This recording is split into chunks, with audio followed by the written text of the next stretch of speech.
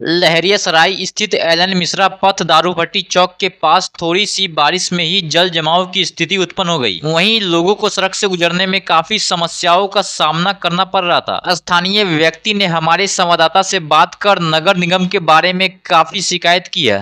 ये दारूभट्टी चौक कहलाता है, ये सीधे उर्दू बाजार और करंजम जाता है। ये तो हमेशा जब भी बारिश होती है तो पूरा यहाँ तक पानी आ जाता है और हम लोग के घर के अंदर ही पानी चला जाता है। हमेशा जो साफ करने वाले कर्मचारी उनको बोलते हैं, वो लोग कुछ सुनते नहीं है, बोलते हैं आगे नाला जाम है, यहाँ वर्क चल रहा है। ये तो अभी कुछ नहीं है। इसके बाद देखेंगे जहाँ तक पानी आ जाता है कितने बार तो गाड़ी गिर जाते हैं और कुछ नगर निगम सुनते नहीं है। हम लोग की दुकान में पानी चला जाता है, घर में पानी चला जाता है। अभी तो थोड़ा सा बारिश हुई आधा घंटा का, अगर 2 घंटे की बारिश हुई देखिए घर में पानी चला जाएगा। ऐसे सफाई नहीं होती है, ड्रेन का प्रॉब्लम है, शुरू से रहा है ड्रेन का प्रॉब्लम। कभी भी नाला को हटा के साफ नहीं किया जाता है।